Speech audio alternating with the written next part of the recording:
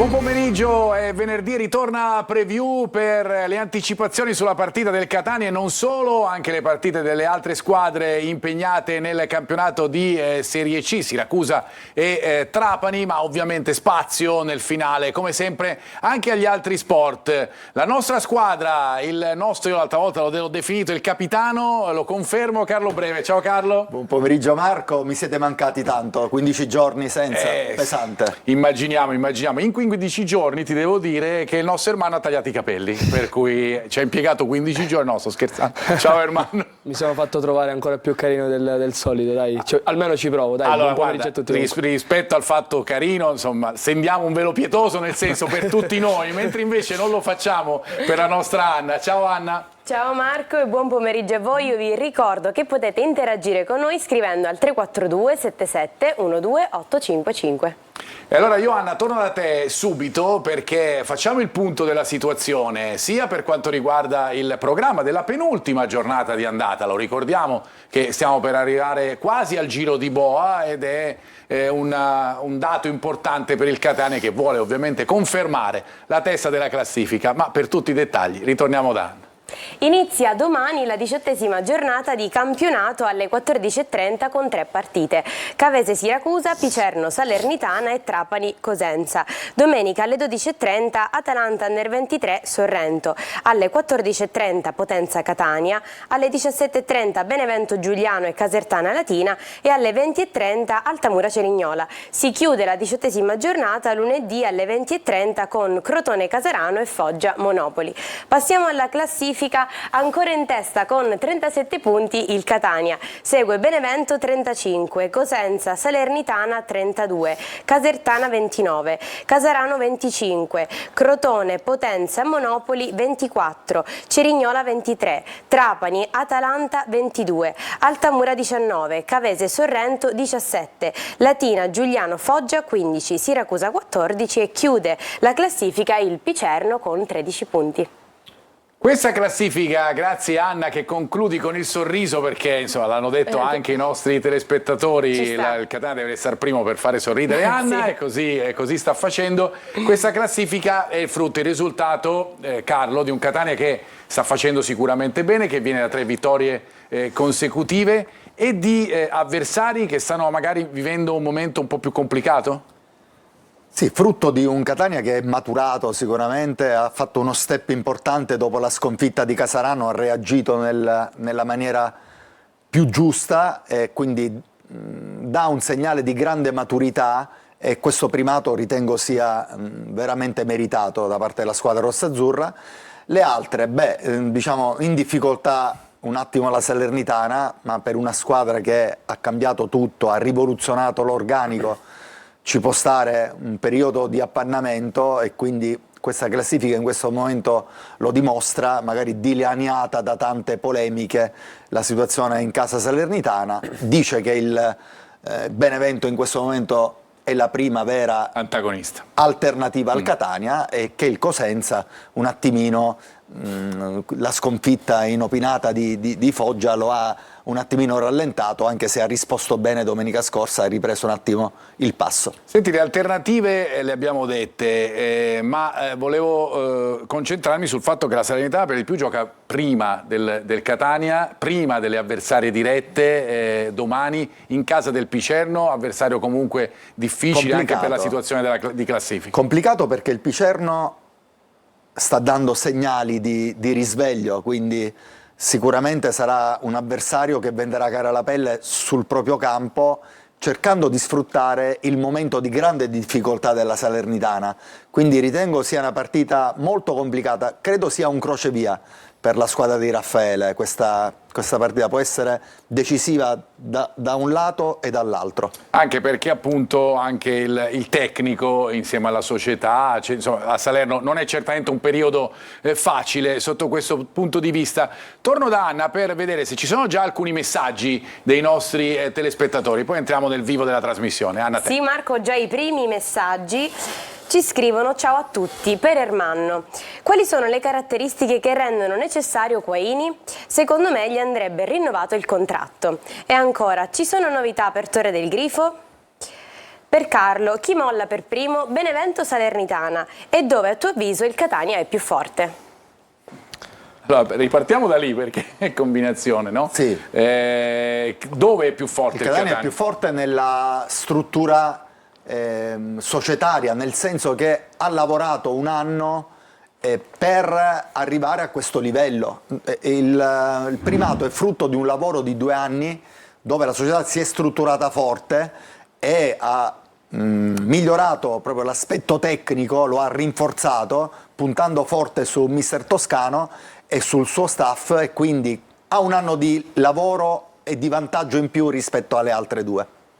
Su questo certamente non ci piove. Per quanto riguarda Quaini, dov'è la particolarità che lo rende così indispensabile per il Catania in questo momento? Secondo me la sua importanza è data anche da una duttilità non da poco, perché Quaini ti permette, a parte grandissima quantità in mezzo al campo, ti permette di recuperare 1000 palloni, di ripulirne anche altrettanti, ma soprattutto un giocatore con una duttilità non da poco, perché è un giocatore che può giocare in mezzo al campo ma può giocare anche dietro. Noi diciamo a Catania l'abbiamo conosciuto inizialmente come un difensore centrale, poi ha fatto il braccetto, ha fatto anche il mediano, l'interno, la mezzala, diciamo un giocatore che può fare tanti ruoli.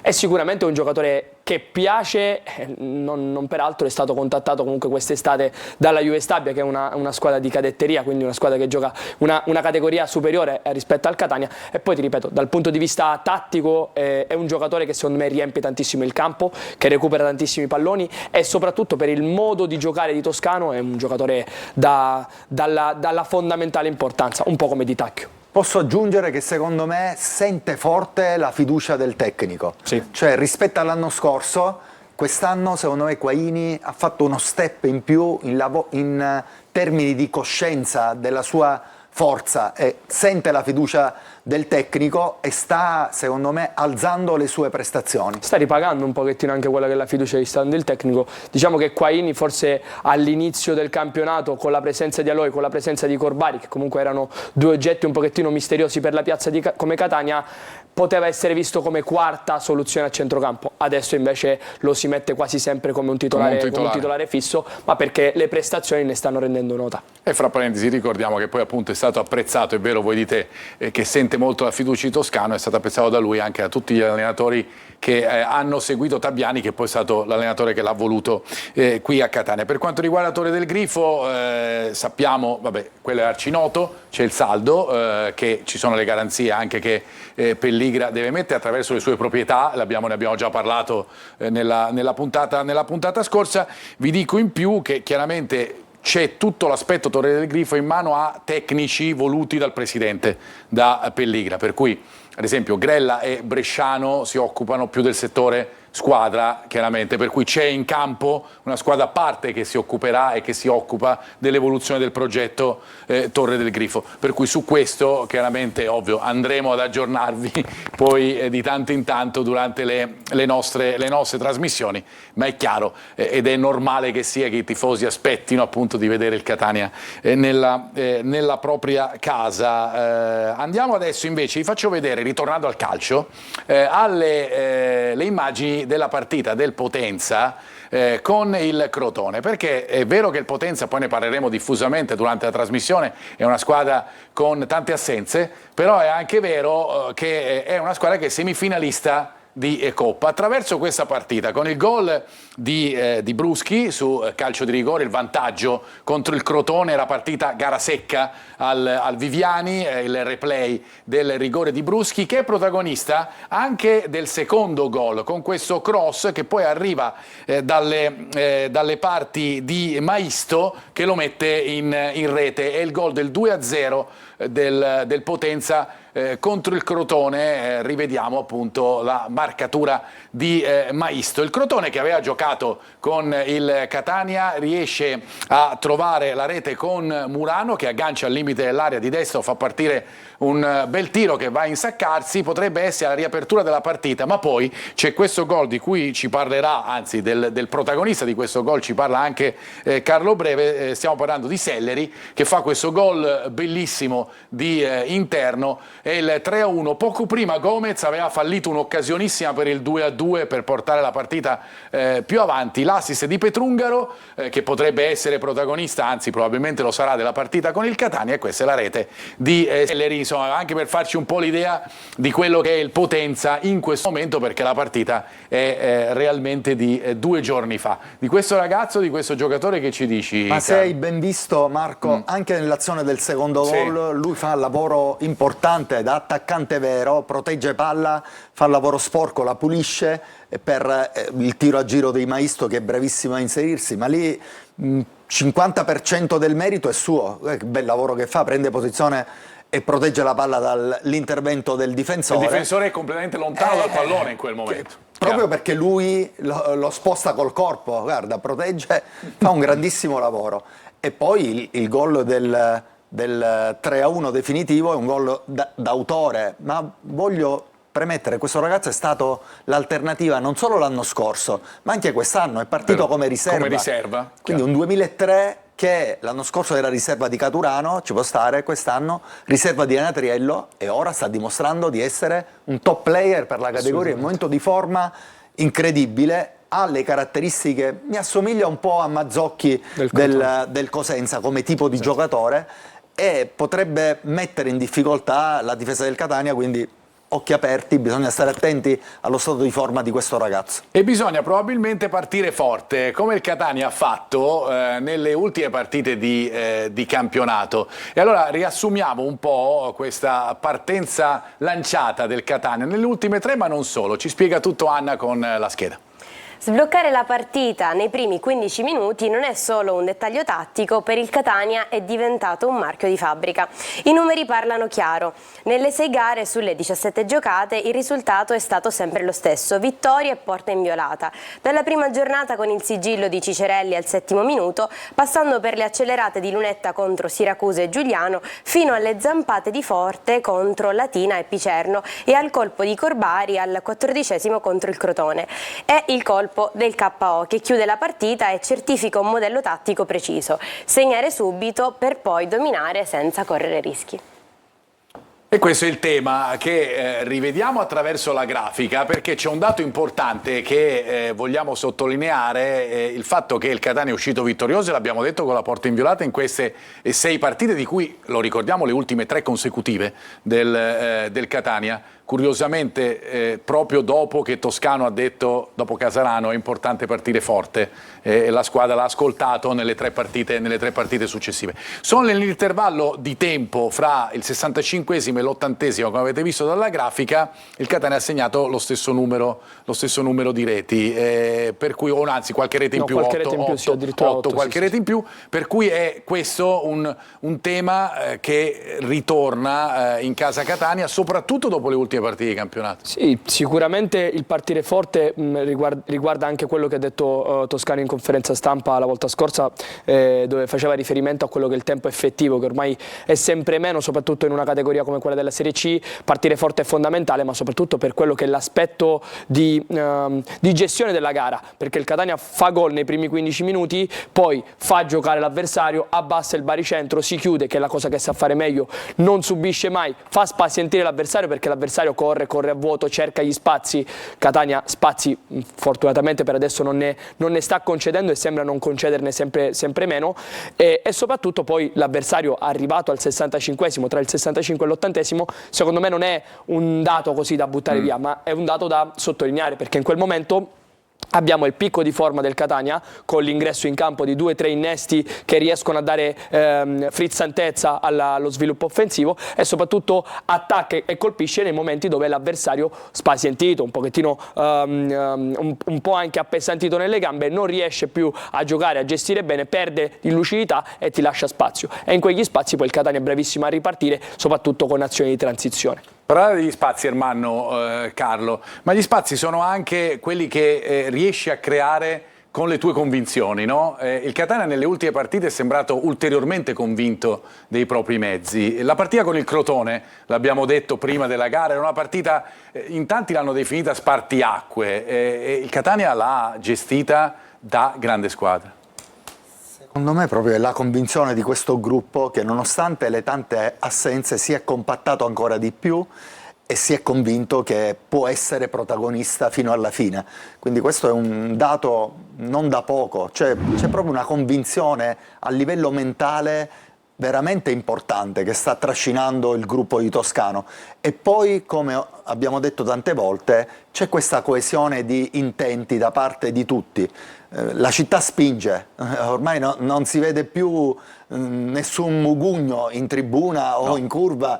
E l'entusiasmo lo si è visto anche nelle immagini della partita, dell'ultima partita. I ragazzi hanno il piacere di giocare oggi al Massimino. Questa è una cosa che negli altri anni, negli anni precedenti non abbiamo visto. C'era quasi pesantezza, no? Di giocare al Massimino, l'ambiente era un po' angosciante, no? Invece ora si vede che i ragazzi hanno proprio piacere, non vedono l'ora di giocare, entrare in questa bolgia che li sta trascinando.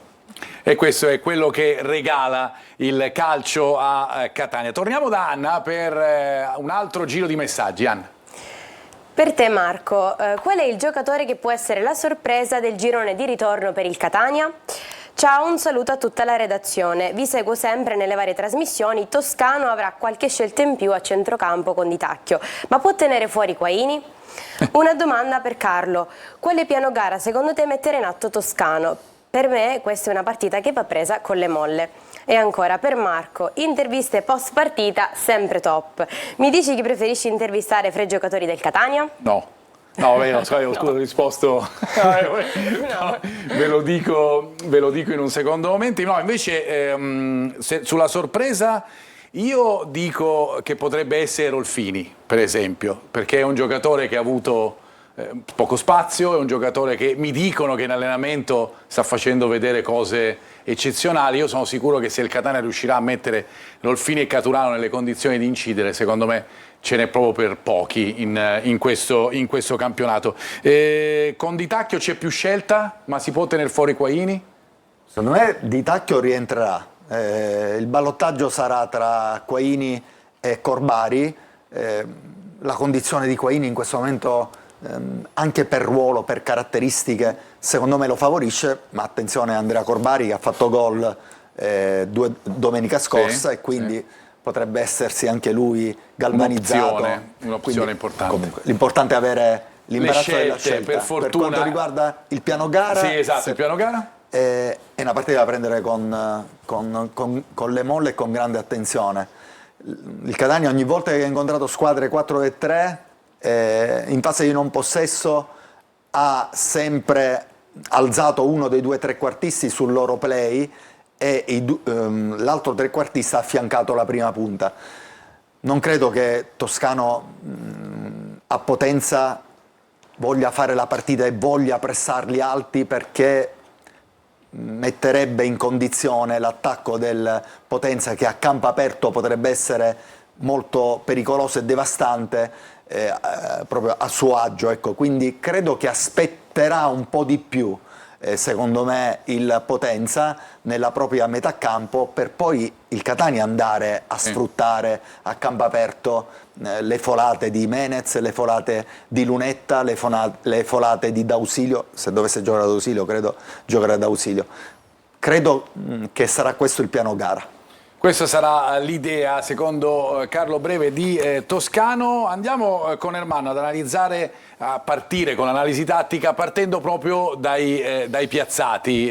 Di solito ne parliamo spesso a preview, ma è giusto fare spesso un recap, no? Di come il Catania si comporta sui calci piazzati a proprio favore. Sì, il Catania diciamo che sta sfruttando benissimo quelle che sono le situazioni di calcio piazzato, soprattutto gli angoli battuti magistralmente sia da Jimenez che da Ausilio nelle ultime partite.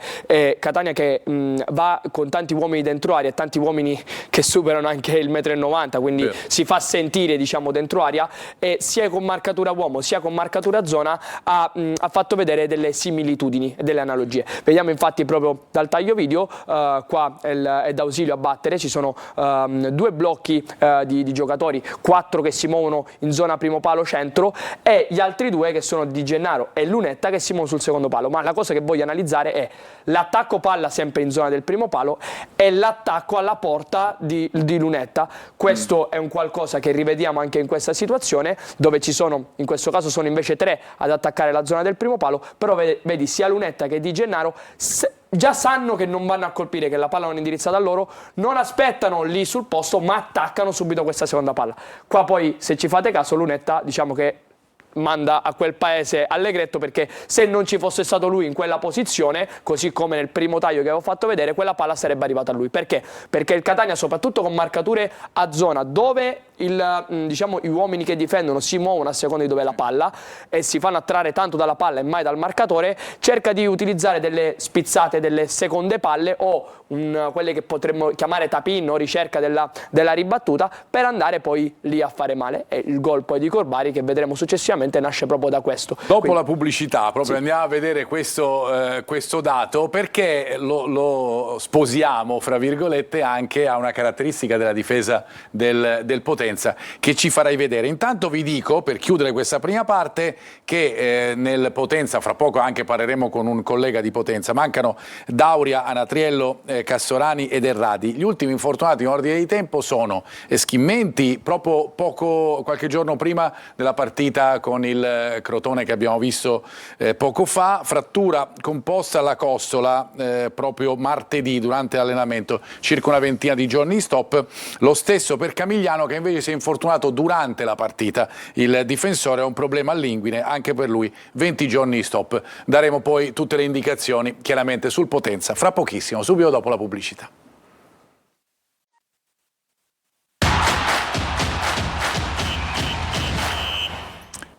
Eccoci di nuovo in studio, seconda parte di preview. Avevamo chiuso la prima parlando delle assenze in casa Potenza, il Catania che invece, lo sappiamo, recupererà alcuni giocatori, o almeno si sono resi disponibili con ogni probabilità, sia Pieraccini che Donnarumma. Sappiamo di Raimo, che già ha giocato qualche minuto nella partita scorsa, e di Tacchio che ritorna dalla squalifica, così il quadro è completo sotto questo punto di vista. Per renderlo invece un po' più colorato andiamo dalla nostra Anna. Messaggio da Rino. Buon pomeriggio, per il prof breve, quali calciatori lasceranno il posto ai nuovi acquisti? Sempre complimenti. Ancora una domanda per Carlo, chi metteresti in attacco per domenica, Caturano o Forte? Pensiamo prima alla classifica per poi concentrarci sulla promozione. Forza Catania.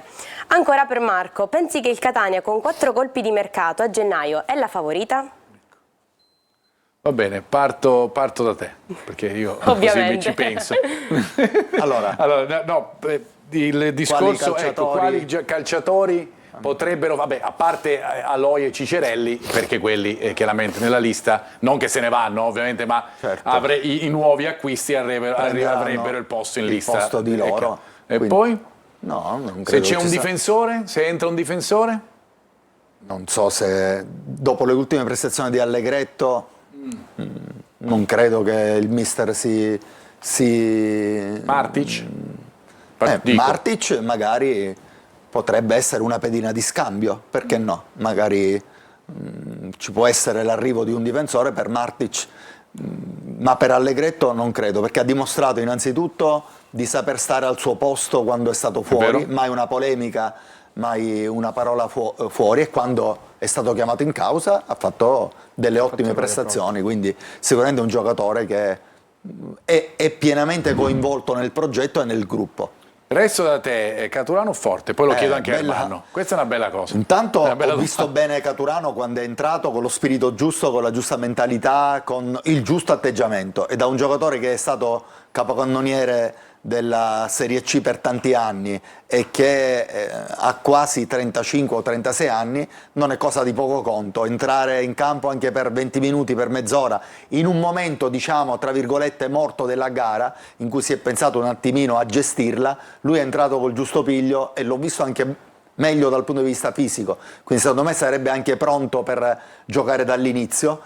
Certo che in questo momento tenere fuori Forte sicuramente per l'allenatore dovessi in questo non sarà semplice. Tu scommetteresti oggi oggi per domenica non che poi magari qualche percentuale in più sicuramente di giocare rispetto alle precedenti partite la può avere sicuramente Caturano, visto che è un ex e giocherà a Potenza, conosce benissimo l'ambiente. Questo non vuol dire che possa partire dall'inizio e mister Toscano faccia meno di Forte, che in un momento di forma veramente importante. Caturano forte? Secondo me è la partita giusta per ridare un pochettino di possibilità dal primo minuto a Caturano, perché sai, poi si dice un po' le leggi del calcio, no? Il gol dell'ex potrebbe essere qualcosa che possa dare morale al ragazzo e che secondo me può strigliarlo a fare sempre meglio. Poi il ragazzo è sempre un giocatore navigato nella categoria e conosce bene l'avversario contro cui va a giocare. Secondo me potrebbe essere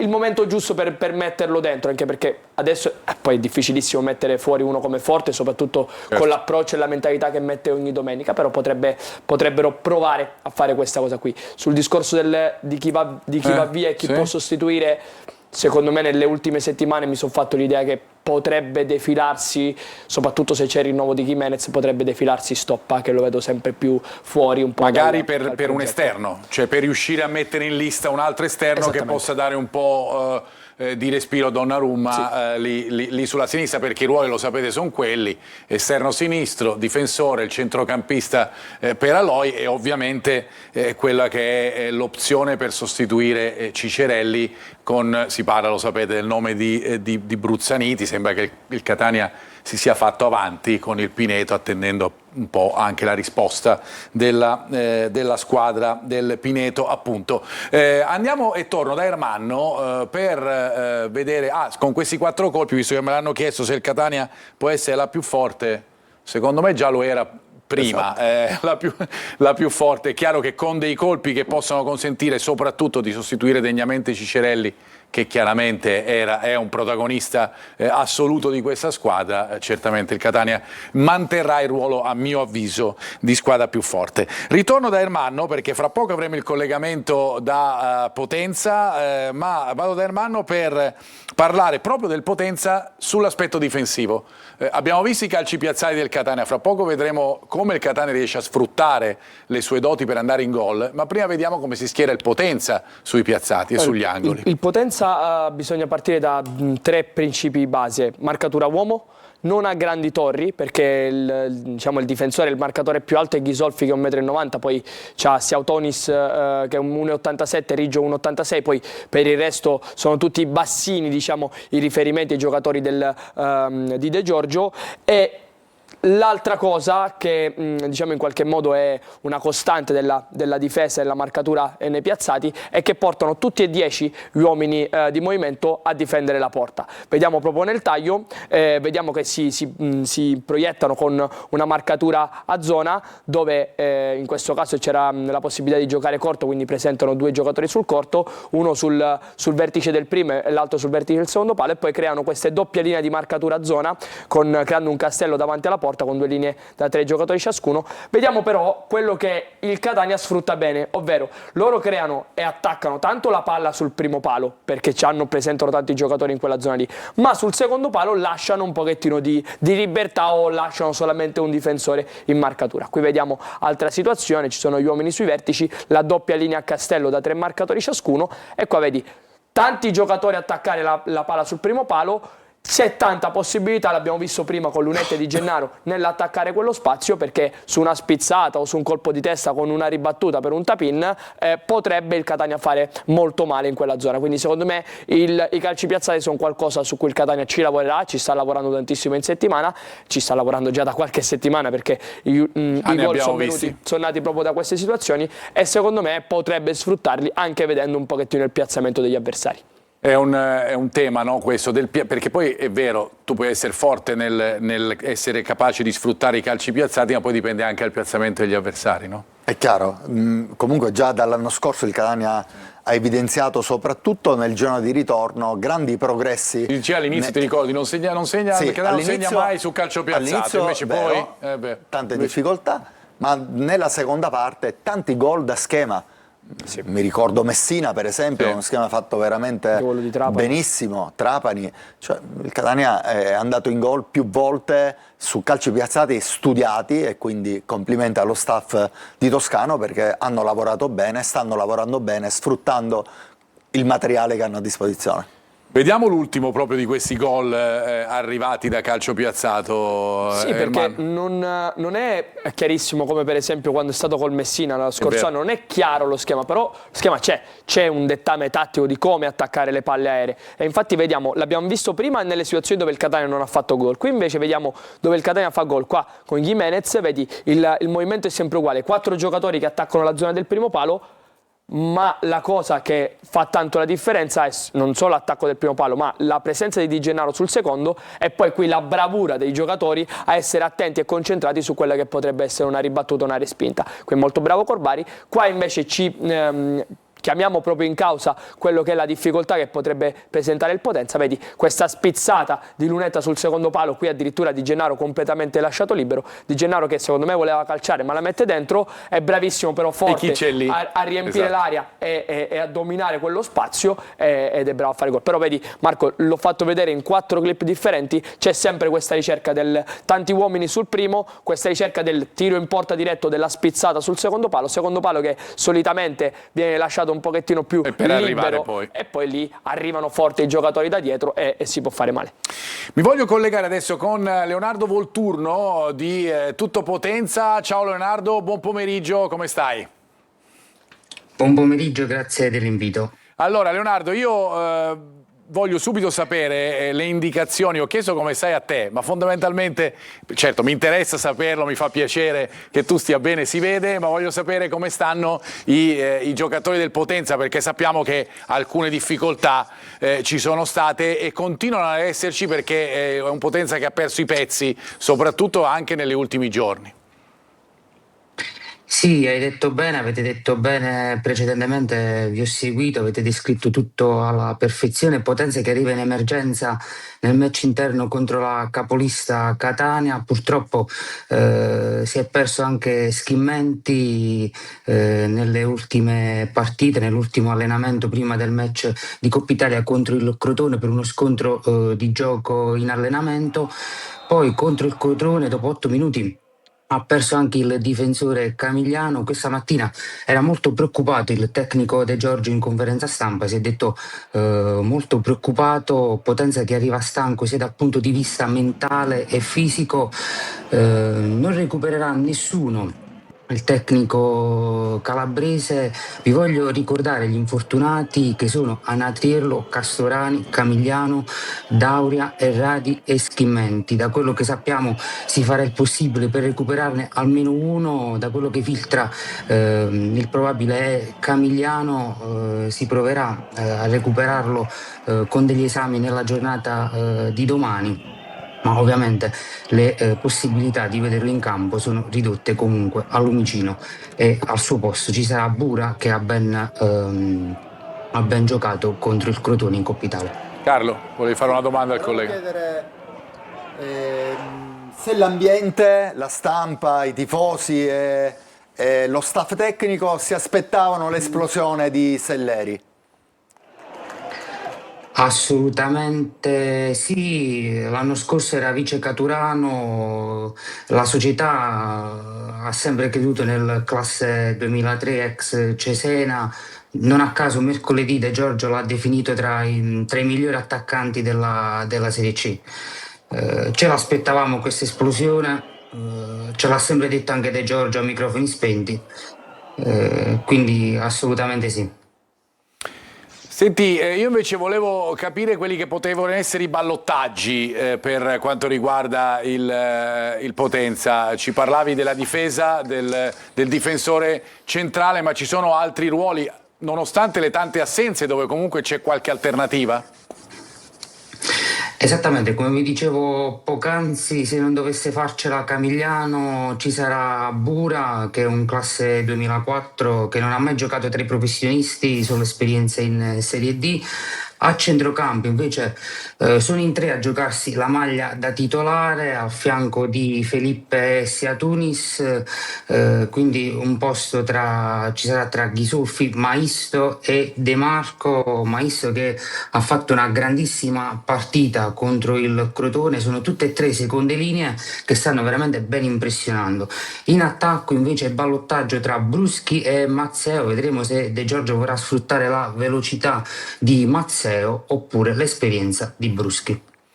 Grazie Leonardo, grazie, buon lavoro, Grazie a voi. ci vediamo a Potenza, buon lavoro di nuovo a te. Grazie a Io voi. ritorno da Anna per alcuni messaggi. Messaggio da Giuseppe. Scusate, se non ci fosse stato Dini a protezione della nostra porta, Betters secondo voi è all'altezza di giocare titolare in Serie C? Secondo me sì. Buon pomeriggio, domani ci sarà immancabilmente il gol dell'ex Caturano, Antonio 64. E ancora buonasera alla faccia di chi non credeva in Toscano, da Peppe da Camporotondo. Buon pomeriggio, è vero che Quaini ha rinnovato il contratto fino al 2028? Allora, Carlo, partiamo da Betters Betters. sicuramente ha dimostrato l'anno scorso di essere un ottimo portiere, quindi è il vice di un grande portiere che è Dini, e in questo momento la gerarchia è questa. Vabbè, può essere la giornata di Caturano, lo speriamo, ovviamente lo speriamo tutti. Chi è che credeva in Toscano? Chi è che non credeva Chi è in che non Toscano? credeva in Toscano? Appunto, chi è che non credeva in Toscano? Qualcuno c'è stato, no? L'anno scorso sì. Direi anche più di qualcuno. No? Non forse qua, non forse nel nostro studio, ma insomma magari Nel nostro studio. poi le critiche ci sono, è ovvio, se le cose Chiarebbe. non vanno bene ci sta che uno Ma le critiche debba, costruttive è chiaro. aiutano, credo, anche Toscano a riflettere, no? Perché non tutti siamo infallibili, però sul dato oggettivo, che è un tecnico che sa vincere, sa come si vince, non ci sono mai stati dubbi qui dentro. Certo Marco, diciamo che io dal punto di vista tattico, non analizzando il Catania già da 2 anni, non posso, molte volte capita che faccio delle piccole analisi, parlo un pochettino dello stile di gioco del Catania. Lo stile di gioco del Catania, se lo paragoniamo al calcio europeo, diciamo al calcio di primissimo livello, non è un bellissimo calcio, non esprime diciamo dei principi moderni come poteva essere, non so, il Foggia di De Zerbi quando era in Serie C o altri tipi di squadre che hanno fatto vedere un calcio propositivo, però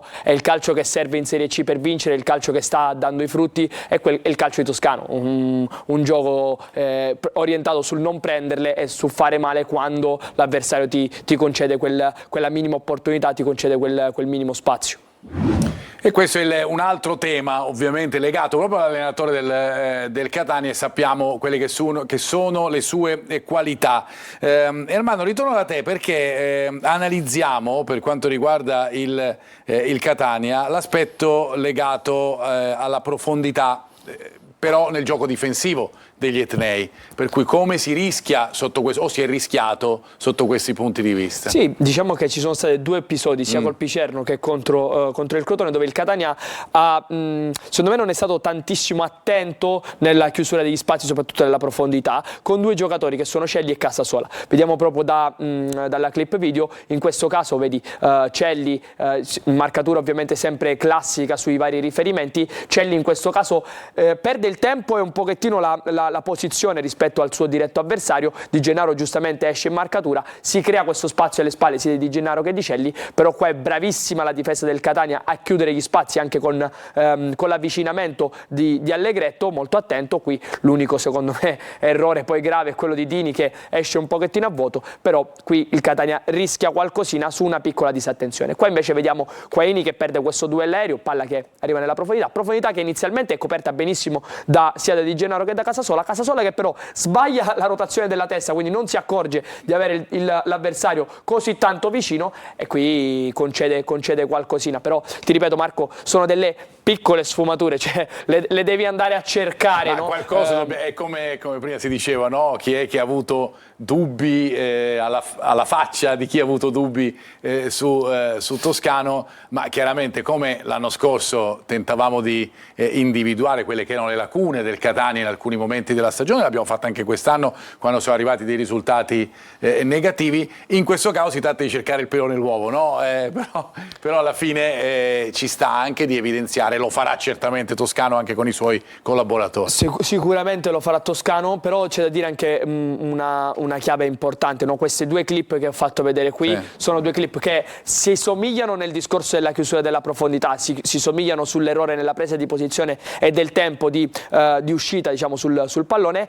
Però se ci fai caso sono situazioni dove il Catania intanto stava vincendo sia col Crotone che contro il Picerno, ma soprattutto stiamo parlando di un secondo tempo inoltrato, quindi può capitare ed è normale che capiti qualche piccola disattenzione, qualche piccola sbavatura, soprattutto nei minuti finali di gara, soprattutto come un giocatore come Casasola che penso faccia 14 km, 15 km a partita. Come un treno, l'altro giorno ci siamo trovati a dirlo nello stesso momento, non siamo stati così perspicaci perché è abbastanza evidente che sia un treno sulla Marco, io non...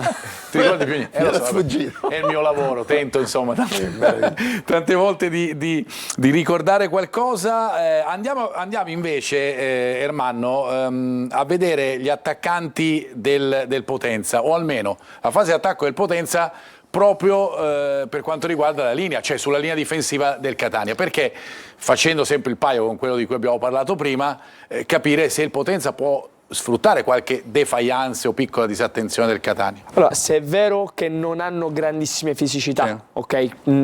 Tutti il trio d'attacco, anche chi non c'è, per esempio Schimmenti o Dauria o lo stesso Anatriello, non hanno come dote spiccata quella della fisicità dal livello di centimetri, però c'è da dire che sono dei giocatori, delle spine, dei giocatori che sanno attaccare benissimo lo spazio, che sanno rubare metri anche nei primi 2-3 appoggi, e sono dei giocatori che sanno benissimo, con i tempi giusti, tagliare alle spalle dell'avversario e attaccare bene gli spazi alle spalle della linea. Quindi vediamo da queste due clip video, proprio in questo caso il gol contro la Salernitana. Qui è Bruschi il protagonista che libera bene il pallone riportandolo sul suo piede forte, lo porta su destro e già vede e analizza quello che è il movimento degli attaccanti. Bravissimo qua Selleri a fare un fuorilinea e a staccarsi dalla marcatura giocando nella zona cieca dell'avversario, ma anche bravissimo Schimmenti a tagliare davanti al suo diretto avversario, bravi e veloci nell'attaccare lo spazio e nel concretizzare l'azione.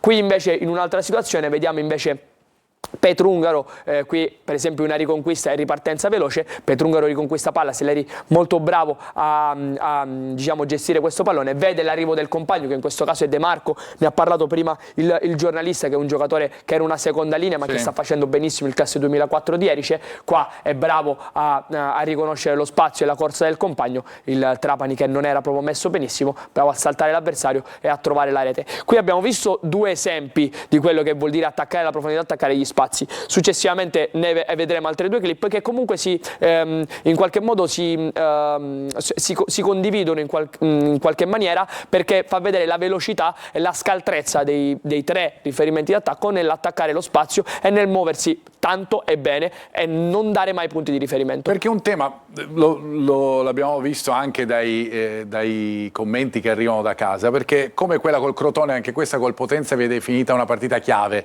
sotto tanti punti di vista, un po' spartiacque, forse anche per la situazione del Potenza in questo momento, perché ne parlavamo prima con Ermanno. È vero che ci sono 3 giocatori che mancano in attacco, ma i 3 che potrebbero scendere in campo sono comunque dei giocatori di valore, per cui non è una squadra da prendere sotto gamba nonostante le assenze. Potenza è una squadra forte, Marco, che si è tra l'altro migliorata nel mercato, perché ha preso dei giocatori funzionali al gioco, al 4-3 di mister De Giorgio, che è un allenatore che fa giocare bene la sua squadra, e nonostante le numerosissime assenze di giocatori di qualità, in un momento di condizione importante. Quindi da quanto tempo è imbattuto il Potenza? Da un bel po'. Sì, almeno 4 partite. Insomma, è una squadra che ha fatto risultati importanti. 4 più 5 se mettiamo la Coppa, 4 in campionato. Esatto, quindi una squadra che sta bene, ha avuto un momento brutto a inizio campionato, dove magari aveva l'organico al completo, ma nell'ultimo periodo è una delle squadre più in forma, e quindi è una squadra da prendere veramente con le pinze, e in una partita che si presenta piena di grandi difficoltà, soprattutto per gli attaccanti del Potenza, che sono attaccanti di grandissimo livello, anche in mezzo al campo, a giocatori di gamba, giocatori che sanno inserirsi, vedi Maisto, vedi De Marco. e non c'è Castorani, Non c'è che è un Castorani, giocatore esatto. di grandissimo livello, ma c'è sia Tunis che Felipe, che sono due centrocampisti di altissimo livello. Cioè stiamo parlando di giocatori di primissima fascia, forse dietro concedono qualcosa, quindi l'assenza E si è visto anche sui piazzati. Esatto. e magari anche il portiere che insomma ha preso ora il posto di Alastra, e Cucchetti Sì, non Cucchetti. credo sia il top per la categoria, però sia Novella che Rocchetti sono due ottimi terzini. Uno ha vinto prima il campionato di Lega Pro con la Juve Stabia, Novella è stato un obiettivo del Catania, quindi sono due terzini sicuramente buoni. In mezzo validi. probabilmente Riggio, Camigliano, questo caso Bura ti Che- possono concedere sicuramente qualcosa.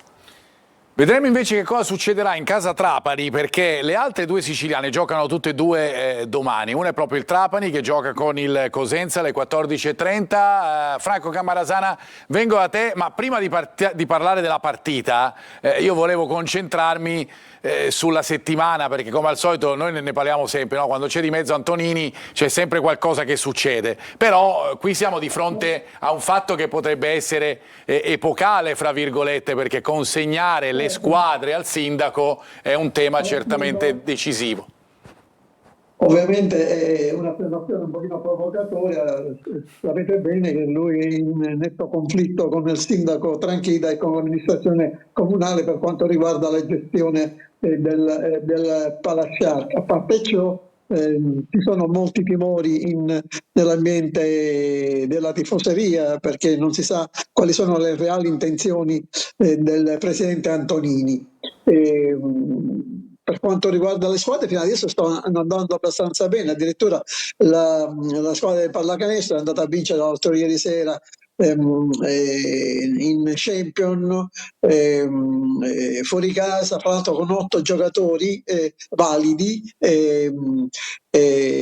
contro una squadra del Laguna Tenerife che non perdeva in casa da 31 partite, però è anche una squadra che già ha perduto elementi come Allen, come Alibegovic, come Note, almeno questa è la notizia di oggi, però di qualche ora fa la notizia più recente di Antonini, che è sul sito della società delle società ha postato un comunicato in cui dice che in queste ore ha versato nelle casse dei due club fondi necessari alla copertura dei saldi per i pagamenti richiesti per la scadenza del 16 dicembre. Ricordo, sono i pagamenti relativi a IRPEF e contributi previdenziali, pagamenti che saranno completati tra oggi, quindi stamani, e lunedì. Nei prossimi giorni il Presidente anche in questo comunicato ha preannunciato che terrà una conferenza stampa per informare la città sulla reale situazione delle due società, nella speranza di trovare soluzioni per quanto riguarda, per portare avanti il progetto. Al momento specifica nessun imprenditore si è fatto avanti per rilevare una o entrambe le società. Queste le ultimissime notizie, ripeto, risalgono proprio a qualche ora fa. Resta il fatto che resta comunque un turbine questo presidente, perché vediamo che lunedì c'è la decisione di rimettere tutto nelle mani del sindaco, poi appunto arriva il contributo economico, perché comunque resta lui il proprietario per riuscire a mandare avanti le stagioni delle due squadre, poi la conferenza stampa in cui spiegherà quello che sarà il futuro. Insomma, riuscire a decifrare non è mai semplicissimo. Proviamo, Franco, a decifrare invece quella che potrebbe essere la formazione del Trapani, che domani a quest'ora sarà in campo. Stamattina Aronica ha detto che insisterà nell'inserire qualche altro, o quantomeno nell'impiegare qualche elemento sempre della linea giovane. Si sa che potrebbe, contro una squadra forte come il Cosenza, che fra l'altro ricordo nelle ultime 8 partite ha perso una sola volta, poi ha pareggiato 2 e le ha vinte tutte, d'altro canto si trova in terza posizione proprio per questi risultati, dovrebbero rientrare Di Noi a centrocampo e Fiscinale in avanti. Però ripeto, col fatto che stamattina Aronica ha preannunciato che è probabile l'impiego di qualche altro giovane, non sappiamo. Possiamo ipotizzare quella che potrebbe essere la formazione se la mandiamo in onda è sempre un 4-3-3, anche perché il Cosenza adotta questo modulo tattico, quindi potrebbe giocare il Trapani con Galeotti tra i pali, poi in difesa Ciotti, Negro, il giovane Motok e Giron, poi Di Noia, Celeghin e Marcolini, anche questo molto giovane, a centrocampo, e poi in avanti Ciuferri, Grandolfo e Fischnaller. Questa almeno la probabile formazione, quella che in teoria dovrebbe essere la squadra migliore in questo momento che lui possa schierare in campo contro il Cosenza. Vedremo domani, ripeto, bisogna vedere anche in che condizioni sotto l'aspetto mentale. Psicologico la squadra si trova dopo tutte queste chiacchiere che hanno tenuto un pochino in apprensione, a mio avviso, non solo la tifoseria, ma entrambe gli staff e le squadre principali della città. Vedremo, ripeto, domani già una prima risposta si dovrebbe avere dal modo in cui la squadra sarà schierata in campo contro il Cosenza e da come approccerà la partita. Grazie Franco, buon pomeriggio, ci ritroviamo venerdì prossimo, grazie per i tuoi puntuali aggiornamenti. Ritorniamo al Potenza e al Catania, faccio vedere qualche grafica, partendo dalle statistiche a confronto, dai dati delle due squadre. Come al solito facciamo il punto sulla differenza fra i punti in classifica, nella differenza reti ad esempio, perché questo è il dato forse più interessante di tutti. Il Potenza ha segnato tanti gol perché ne ha fatti 25, però ne ha subiti altrettanti, ne ha subiti 25, infatti la differenza reti è 0, se ritorniamo alla grafica, mentre quella del Catania è più 21 con i 29 contro 8. Se guardiamo i gol realizzati è una partita che sembra quasi alla pari. No? Sì, l'abbiamo detto.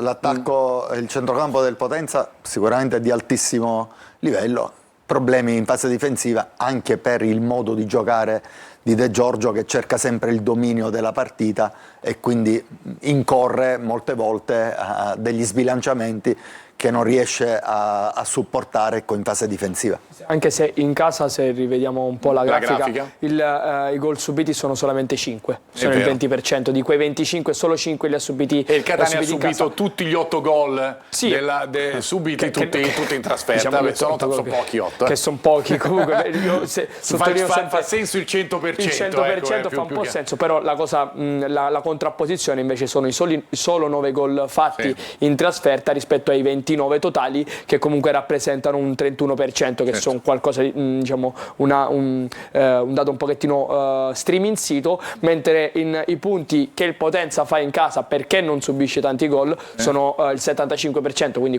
18 addirittura sono i punti in casa raccimolati dal Potenza, sono tanti. Anche questi dati devono far riflettere sull'importanza e secondo me sulla difficoltà della partita, perché ho sentito prima qualche telespettatore, scusate, ha commentato questa partita come una partita molto importante perché si sa che il Potenza non è il Picerno, viene da una situazione differente e soprattutto si vuole in qualche modo sperare di rivedere il Catania visto contro il Crotone e visto anche in qualche modo contro il Picerno, con quella cattiveria, con quell'agonismo che permette di sbloccare la partita e di vincerla, perché ti deve servire adesso, soprattutto che sei vicino al Giro di Boa, per far capire a te stesso, ma soprattutto alle altre, che devono essere loro a inseguirti, come ha detto Lunetta in conferenza stampa. È vero. Andiamo a vedere, per presentare ancora di più la squadra avversaria del Catania, alcune schede legate proprio all'allenatore del Potenza, De Giorgio. Terza stagione per lui in Basilicata, è stato un po' strano il suo primo anno, perché è subentrato e rientrato un po' ad interim, noi l'abbiamo definito così. L'anno scorso invece ha centrato la qualificazione ai playoff, è sotto contratto fino al 2027, è sicuramente un allenatore che si sta facendo notare, che sta facendo bene anche quest'anno con la squadra costruita. È un momento singolare, è stato all'inizio del campionato, ha rischiato di essere esonerato, ma la squadra si è compattata tutta intorno a lui ha voluto, parlando col presidente, che gli desse l'opportunità di poter lavorare di continuare ancora. e di, Questo è un segnale di proseguire.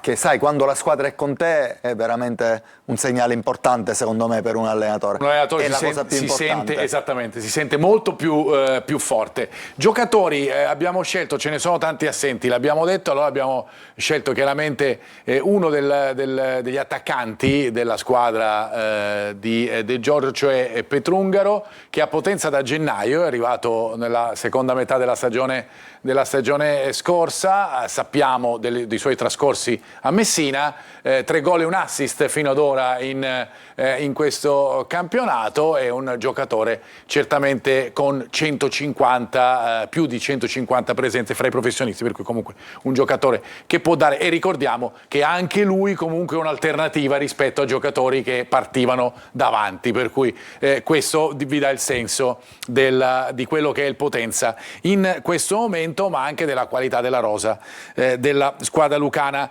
Torno da Anna per altri messaggi da casa. Anna. Buongiorno, la legge del calcio è impietosa. Mentre gli attaccanti si prendono la gloria, la difesa vince la partita. Il Catania di Toscano è questo, da Benedetto da Catania. Buon pomeriggio a tutti. Anche se ci sono alcune assenze importanti nelle file del Potenza, la gara di domenica non si deve assolutamente sottovalutare e continuare con l'umiltà, concentrazione e impegno dimostrato finora. Un saluto speciale ad Anna, sempre ogni giorno più bella e professionale. Ciao a tutti figli del Vulcano, domenica un solo grido, abbattiamo il Potenza. Vamos Catania da Ciccio 74. E va bene, è bello però questo entusiasmo, perché mi ricordo che anche i temi e i messaggi che arrivavano all'inizio della stagione, subito dopo, soprattutto Cosenza. Marco? Ovviamente, certo, è chiaro, io parlo proprio di questo. Stavo anche commentando questo entusiasmo, perché all'inizio della stagione non era così evidente, invece poi nel tempo è cresciuto sempre di più, a parte gli scherzi. Ovviamente parlavamo del Catania. Ritorno da Ermanno per chiudere questa prima parte, perché abbiamo parlato di Petrungaro, andiamo a parlare di questi attaccanti, partendo proprio dal giocatore che abbiamo visto in scheda con le ultime 2 clip. Sì, parliamo degli attaccanti e del reparto d'attacco, che è completato anche, il mister l'ha prima preannunciato, dal lavoro grandioso e diciamo quantitativo e qualitativo delle mezzali e non solo. Vediamo proprio da queste clip la qualità di Petrungaro, che qui sappiamo che è un destro, è un giocatore che ama puntare al suo avversario, ama la sfida, ama il duello, qui molto bravo a puntare il suo diretto avversario, che se non erro è Crecco, il difensore del Sorrento, lo punta, lo salta, creando anche qui una superiorità, prova il tiro, calcia, la palla rimpalla su De Marco. De Marco è bravissimo anche qui con lucidità a non calciare di prima, ma cercare anche lui un 1 contro 1, a saltare l'uomo e a calciare in porta. Questa clip, Marco, era un pochettino più completa perché c'era anche Schimenti, degli uno abbiamo contro tagliato, perché è inutile che Schimenti lo apprezziamo ed è certamente un ottimo giocatore, ma sicuramente non sarà della gara, però è un giocatore che ci ha fatto vedere che l'1 contro 1 è nelle sue caratteristiche, ma così anche come Bruschi, lo ricordo l'anno scorso a Monopoli, così come Mazzeo, sono dei giocatori brevillini, funambolici, che amano il duello, che amano l'1 contro 1 e che diciamo è nelle loro doti migliore quelle di saltare l'uomo sia nello spazio stretto che nella corsa lunga. Poi vediamo l'altra clip che voglio far vedere, mi riferisco un pochettino sempre a come lavora il reparto offensivo del Potenza. Qui vediamo sia Tonis che cerca e trova benissimo Mazzeo, che si muove nell'interspazio ruotando bene la testa e liberandosi dalla marcatura, vince un doppio duello, un 2 contro 1, è bravo a giocare qui sull'inserimento. Vedi questi tagli continui, queste rotazioni che esegue il Potenza con i 3 davanti. Schimenti che riceve palla, la mette dentro. Qua altro movimento fantastico di Selleri, mister, a tirare fuori il difensore. Bravissimo qua Ghisolfi ad attaccare lo spazio, però vedi, non capisci mai chi gioca a destra, chi gioca in mezzo, chi gioca a sinistra, e questo può essere qualcosa che può dare fastidio soprattutto a dei giocatori, diciamo come Di Gennaro, che amano il contatto diretto con l'avversario. Abbiamo visto con tanti avversari che appunto sono i classici attaccanti di posizione, lui chiaramente ci gioca a nozze. Qui vediamo altro movimento se è possibile ripartire. Esatto, altro movimento di Schimmenti a tagliare, vedi Petrungolo e Schimmenti che in questa situazione si cambiano di posto, Schimmenti che prova a calciare, bravo Petrungaro a attaccare la seconda palla, molto bravo a colpirla, però vedi anche lì non danno mai dei punti di riferimento statici, sono dei giocatori molto mobili, possibilmente potresti trovare all'inizio Petrungaro a destra, Bruschi a sinistra o Mazzeo a sinistra, ma durante la gara li potresti vedere invertire, li inverte molto come riferimenti. Giusto. Perché? Perché gli piace in qualche modo non vederli fermi, non vederli statici, ma gli piace farli muovere tanto dentro. Mi ricordo l'anno scorso ne abbiamo analizzato sia Caturano che Dauria veniva dentro come se fosse un tre quarti e faceva questa giocata a velo con Caturano che gliela faceva trovare sempre dentro. Questi sono delle costanti degli tattiche, accorgimenti che sta continuando ad avere, nonostante Caturano sia dalla parte opposta in questo caso. Dalla parte diciamo del Catania, ma i principi tattici sono forti, sono strutturati e stanno dando ragione secondo me a De Giorgio. Ci fermiamo, ritorniamo fra pochissimo perché andremo anche a Siracusa per avere le ultime. Anche il Siracusa sarà in campo domani, a fra poco.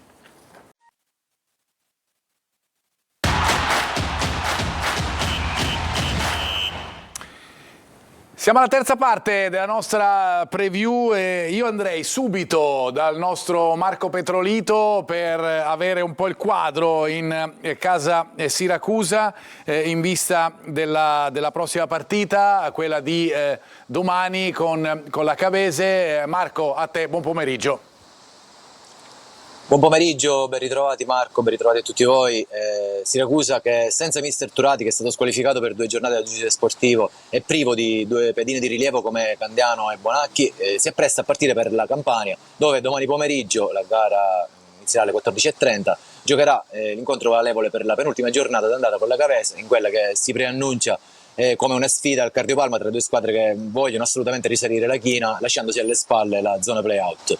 Azzurri che, a dire il vero, in questo momento, dopo il rocambolesco pareggio interno della settimana scorsa con il Foggia, è arrivato al 97esimo il pari dei pugliesi, sono di nuovo penultimi in classifica, anche se le lunghezze di distacco che li separano dalla zona salvezza rimangono soltanto 3, e dunque in quest'ottica la gara di domani assume un'importanza notevole, non solo quella di domani ma anche quella con il Trapani delle settimane prossime, al fine di riuscire a poter chiudere il girone d'andata in maniera convincente, con la consapevolezza comunque che la salvezza diretta rappresenti più che mai, anche con i necessari aggiustamenti di mercato che poi arriveranno a gennaio, un obiettivo possibile e su cui credere.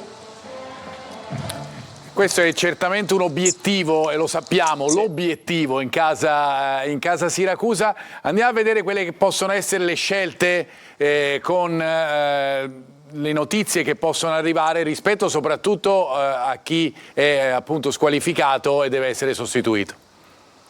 Sì, di novità ce ne sono parecchie Marco, dato che l'11 che scenderà in campo con l'ormai noto 4-2-3-1 vedrà numerose modifiche anche in virtù delle squalifiche dei giorni scorsi che hanno fatto seguito alla nervosissima gara con il Foggia. Riconfermato Farroni tra i pali con Zanini che giocherà sulla destra nonostante sia tornato a disposizione anche Puzzone.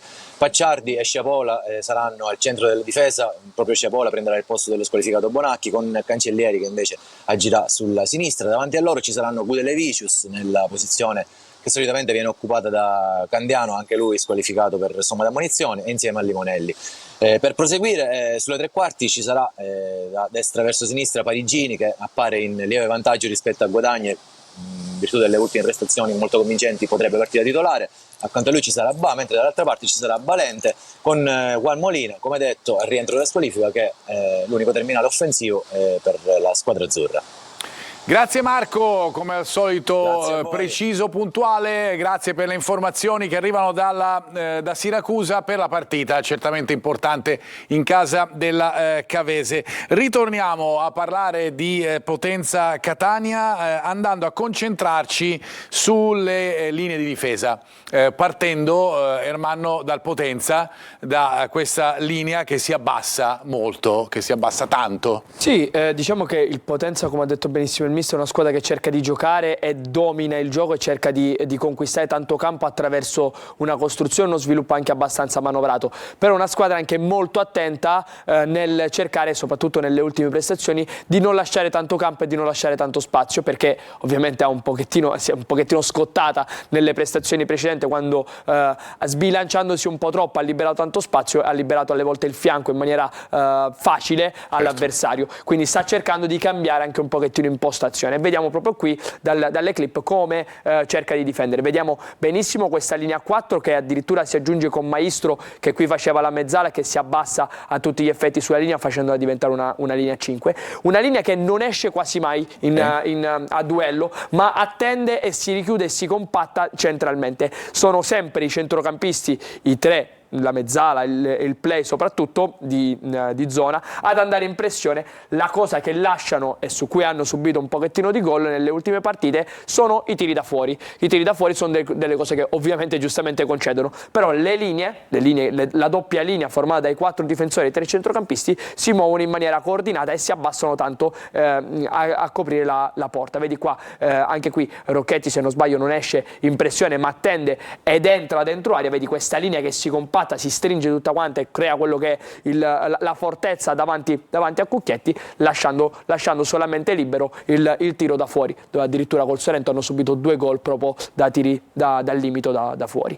area. Qui vediamo altra situazione, il Potenza che si abbassa e abbassa totalmente la linea. Vediamo addirittura qua De Marco, come si era visto nell'azione precedente, incorporarsi, schiacciarsi completamente nella linea di difesa, formando poi una linea 5, e poi il grande lavoro sia di Felipe che gioca come play, sia della mezzala di parte, ad andare in pressione e cercare di limitare o comunque oscurare quello che è la linea, la traiettoria della porta. Blocco basso del Catania invece ne abbiamo già parlato tantissimo e riemerge come indicazione costante durante tutte le partite. Sì, diciamo ormai un po' una prerogativa del gioco, un masterclass quasi del gioco di Toscano. L'ho detto anche prima in minima parte, no, quando parlavo, è importante partire forte per poi permetterti di coprire, accorciare le linee, stare basso per poi ripartire con delle transizioni, e il Catania questo lo sta facendo benissimo. Vediamo quest'altra situazione dove il Catania si compatta, cerca di non dare spazi,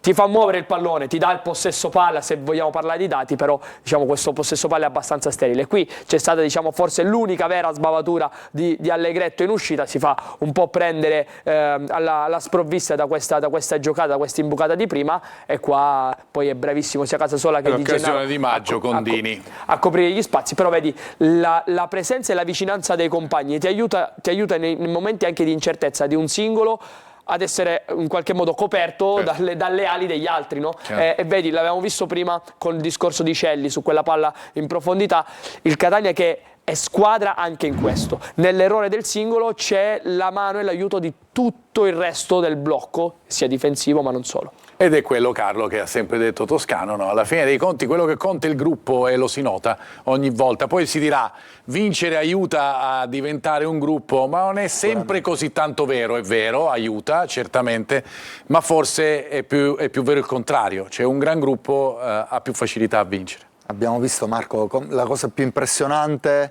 quando vedi giocare il Catania è che proprio ci sono delle situazioni in cui non passa uno spiffero. Cioè, è talmente granitica, compatta la squadra di Toscano che quando si abbassa e fa questo blocco davanti alla propria area non passa proprio uno spiffero. Andiamo a vedere le ultime del Potenza per chiudere quello che è quelli che sono i dati numerici. Ne abbiamo parlato già, le 4 partite con risultati utili consecutivi per quanto riguarda la squadra lucana, che ha perso l'ultima con la Cavese 3-0, poi ha battuto il Trapani, ha pareggiato in casa della Salernitana, risultato importante, ha battuto il Casarano in casa. Guardate i risultati fatti anche fra le mura amiche da parte del Potenza nelle ultime di campionato, e poi il pareggio praticamente fra le mura amiche perché il Sorrento gioca a Potenza, come tutti voi sapete. I punti li avete visti, le partite giocate appunto sono 17 con 6 vittorie e 6 pareggi per la squadra di Giorgio, 5 le sconfitte. Per quanto riguarda il Catania, questa la possiamo legare, Ermanno, a ciò che abbiamo fatto vedere in precedenza.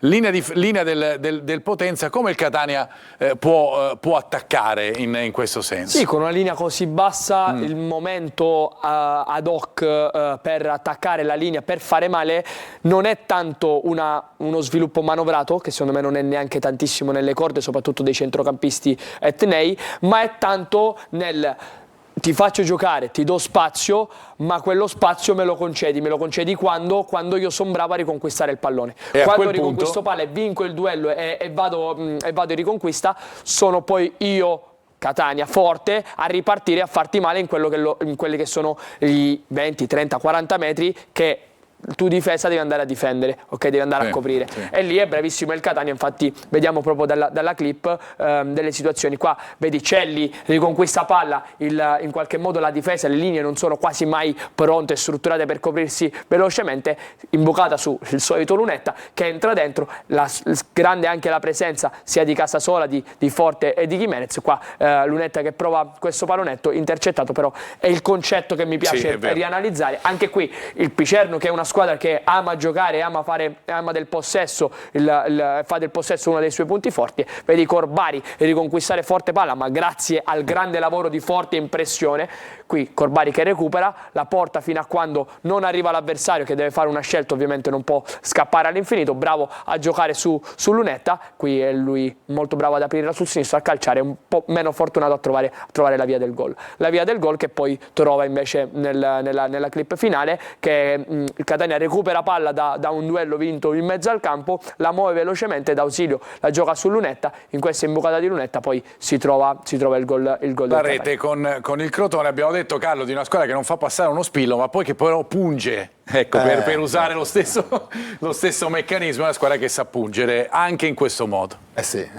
soprattutto sfruttando Lunetta, che anche partendo da tutto fascia a sinistra, e potrebbe essere una soluzione domenica, visto che magari Donnarumma non può essere al meglio e magari può essere importante inserirlo in un momento determinato della gara, e quindi puntare anche su Lunetta e sulle ripartenze di Lunetta, che a campo aperto con gli strappi che ha potrebbe veramente mettere in subbuglio la difesa del Potenza. Torniamo da Anna per avere invece i precedenti e soprattutto gli interessantissimi pronostici dell'intelligenza artificiale. A te, Anna. I risultati precedenti sono nel 2025 1-2, nel 2023 1-0, nel 2022 un pareggio 2-2, nel 2020 0-1 e nel 2019 2-0. Quindi 3 vittorie, 3 pareggi e 5 sconfitte. Anche storicamente, diciamo, un bel banco di prova quello di Potenza. Andiamo avanti, Anna, con l'intelligenza artificiale ci suggerisce 1-2 con gol di Schimmenti, Lunetta e Caturano. Io già che ci sono, Marco, guarda come siamo stati veloci nella nostra grafica, abbiamo già cambiato Schimmenti, perché l'intelligenza artificiale non è che può sapere che Schimmenti è infortunato, e noi ci abbiamo messo Petrungaro direttamente, perché abbiamo dato un'indicazione diversa rispetto a quella di Schimmenti. Anna, volevi aggiungere? Sì, ti leggo gli ultimi messaggi che ci sono arrivati. Buon pomeriggio a tutto il popolo rosso-azzurro. Una domanda a mister Carlo: cosa ne pensi di Bruzzaniti come eventuale sostituto di Cicerelli? Grazie e buon Catania a tutti. Da Andrea. Invece da Antonio domanda a tutto lo studio: Catania arriva a Potenza da capolista, quanto può pesare a livello di responsabilità? Allora, quanto può pesare a livello di responsabilità? Allora, di Bruzzaniti abbiamo già detto, è un giocatore sicuramente interessante, un giocatore che sta facendo bene con il Pineto, un giocatore su cui il Catania ha un interesse e chiaramente proverà. Non sappiamo quanto sia legata la cosa a quello che abbiamo visto, e questo lo vediamo inquadrato in questo momento, quanto è legata alla situazione di D'Andrea. Ha dietro, dico, una sostituzione veramente pesante. Esatto, quindi se fosse non è facile sicuramente sostituire Cicerelli, ma si tratta di un giocatore sicuramente di buon livello. Simile comunque un po' a Cicerelli. La cosa che mi spaventa, Marco, è secondo me anche un po' il valore adesso del giocatore, perché Bruzzaniti viene comunque adesso, ricontrollando un po' le statistiche, 7 gol e 7 assist ha già fatto. Certamente. È una squadra come il Pineto, che comunque naviga nella metà di classifica e secondo me fa delle plusvalenze, quello che potrebbe essere il suo mercato principale. Non lo so se lo cede con tantissimo piacere. Bisogna vedere se accetterà, perché il Catania sembra che sia andato a bussare alle porte del Pineto. Ci fermiamo e ritorniamo fra pochissimo, perché vediamo le probabili formazioni e parleremo anche di pallanuoto e di futsal. A fra poco.